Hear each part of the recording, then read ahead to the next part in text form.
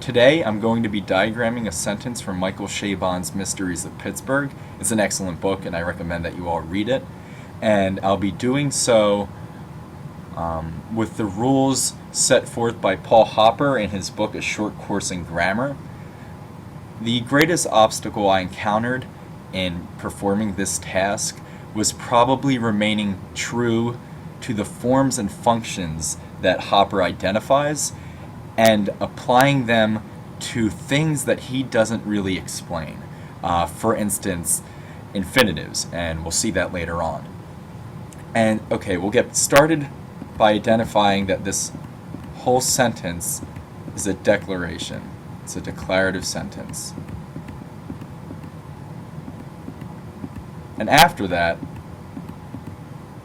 I think the best strategy is to break the sentence up into a subject-predicate structure. It's easier to tackle piece by piece. So the subject is pretty straightforward. It's the pronoun I. And the predicate is everything that follows that. Had lunch with my father, the gangster, who was in town for the weekend to transact his vague business, some of his vague business.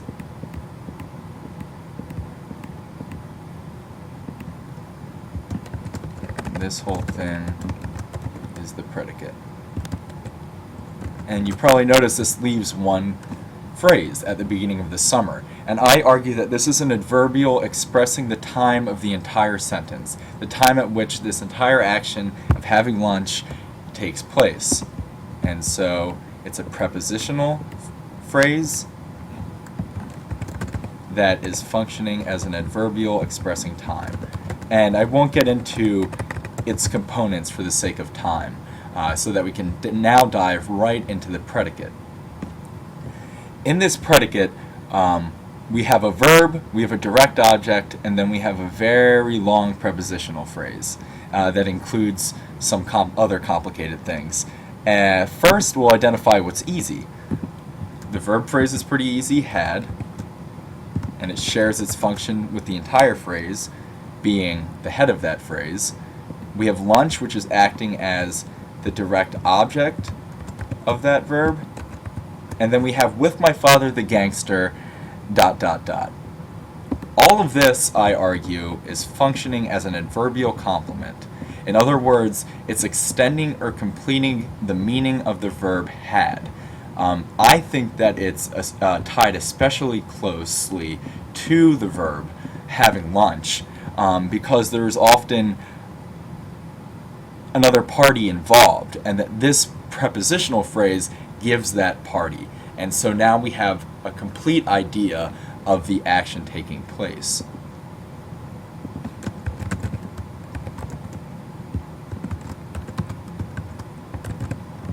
And just as we did with the predicate, we'll tackle the small components, get them out of the way before we hit what's more complex. With is a preposition, and it shares its function with the entire prepositional phrase. It's an adverbial complement. Next, we have this huge noun phrase, starting with father, followed by all of this supplemental information that tells us about who that father is. And so, you can say, this is all one phrase, this is all one noun phrase, and it is acting as the complement to the preposition with. Breaking this down further, first we have the possessive pronoun my, which is determining father. We have the head noun itself, which shares its function with the entire noun phrase. Next, we have the gangster, which I will argue is in apposition to father. It's somehow extending or supplementing the head noun father. It's giving additional information about that noun. The father is a gangster. Paul Hopper doesn't really ever diagram a noun being in apposition to another, but he mostly talks about them in regard to noun phrases or noun clauses, but we can make this jump pretty easily. It's actually simpler than the noun clause. And so we'll say this noun phrase is in apposition to the head noun father. This leaves us with this long embedded sentence. And yes, it's an entire sentence within this larger sentence. And what it's doing is modifying father. It's another string of additional information that tells us who the father is. And so we'll say this is a sentence and that it's modifying father. And I think now it's most productive to just focus in on this embedded sentence. We've already talked about what's going on elsewhere, and we can use the tactics we used previously in dissecting this relative clause, since we are treating it as a sentence in itself. And so we will look for a subject, and that subject is the pronoun who. And we'll look for a predicate, which is everything else that follows the noun phrase.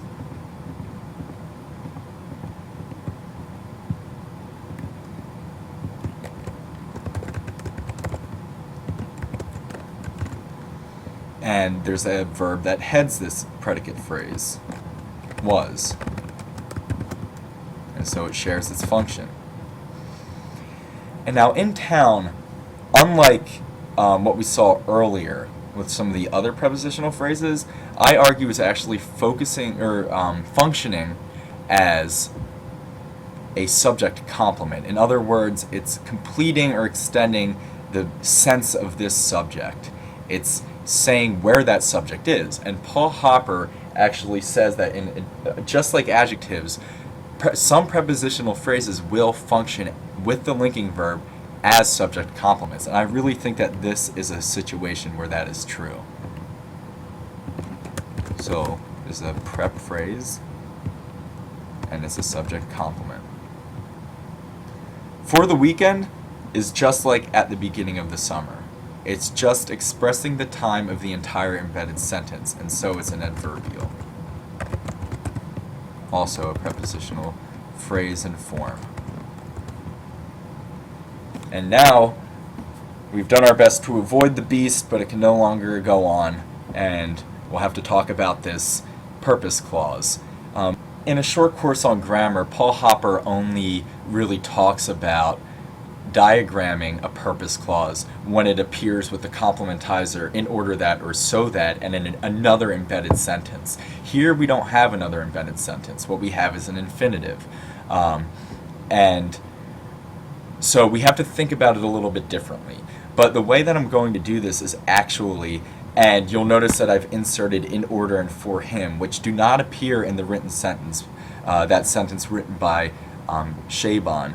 But it's going to be easy to conceptualize what the infinitive is actually doing if we make it mirror the embedded sentence that Paul Hopper actually does explain. And so just in his example, just like in his example of the purpose clause, I'm going to say that this entire thing is an adverbial clause that is functioning as an adverbial of purpose.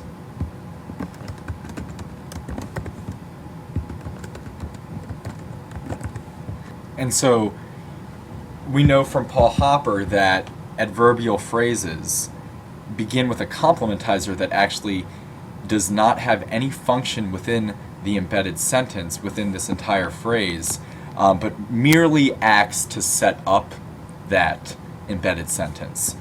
So our complementizer here doesn't actually appear in the sentence, but I've put it in here, is in order.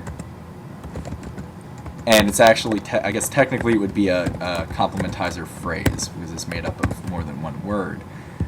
And it shares this function with the entire phrase. And so now, following Hopper's lead, we can think of this actually as an embedded sentence. It's in a strange form, but it's under disguise. It really is an embedded sentence. That's what I'm arguing. And so I'm going to treat it that way. And I'll see if that explanation is cogent for you viewers. And so then this is the complement of in order. And so with any sentence, there is a subject and a predicate. So for the third time, we're doing that very easy move. And here, let's think about it in Hopper's way. If this were a purpose clause, that adverbial purpose clause that Hopper would diagram, it would be written in order that he would transact some of his vague business, or so that he would or could transact some of his vague business. And so the subject is he, and the predicate is transact some of his vague business with that modal, whichever it might be, might, could, or would. And so we look for what looks most closely like those things that we're imagining. And so what's closest to he? The for him. And so that this is going to become our, it's a prepositional phrase, strangely enough, but it's acting as the subject. And to transact some of his vague business is the predicate. Strangely enough, it's a prepositional phrase. And this isn't something we've seen before, but I think translating this to something Paul Hopper would do, so that he could transact some of his vague business, really clarifies what is going on with the infinitive. It's just another way of writing that embedded sentence. And so we have to think of that sentence in the same way. It has to somehow be made up of the same components. And so we return to our subject. And using Paul Hopper's structure to the T for prepositional phrases, we know that this has to share the function of the phrase because it's the head of that prepositional phrase. And we know that this has to be the prepositional complement. It's very neat. It's so convenient. We don't have to really think about, well, the him's actually the subject. How do we express that in the diagram? Well, using Paul Hopper's idea of the prepositional phrase, you don't really have to. You can think of this whole unit as serving as the subject, and this is fulfilling its normal duty of being the prepositional complement. And the same thing over here.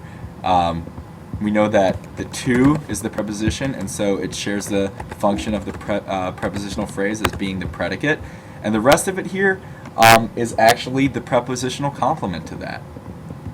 And so again, we wanted a way to express that this was the predicate, and conveniently falling under this structure of the prepositional phrase, it gets its function quite easily.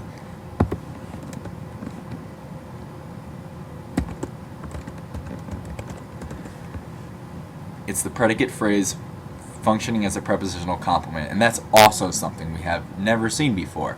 But I think that it really does make sense in the scheme of Hopper's book. It's an extension of that thought process, but it follows logically.